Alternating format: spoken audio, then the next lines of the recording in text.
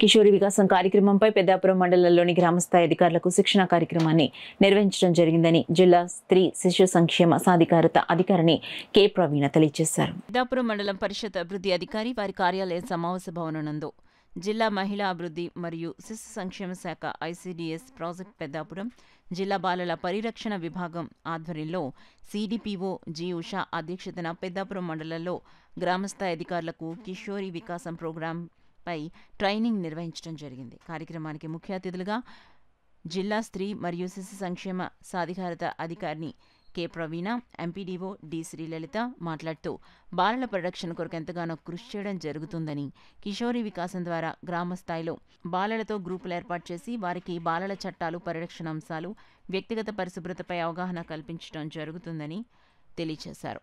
ఈ సమావేశంలో CDPO G Usha మాట్లాడుతూ నేటి సమాజంలో బాలల పట్ల వివక్షత తీవ్ర రూపం దాల్చిందని, బాల్య వివాహాలు, బాలలపై వేధింపులు ఎక్కువవుతున్నాయని, బాలలను కాపాడవలసిన బాధ్యత అందరిపైన ఉందని తెలియజేశారు.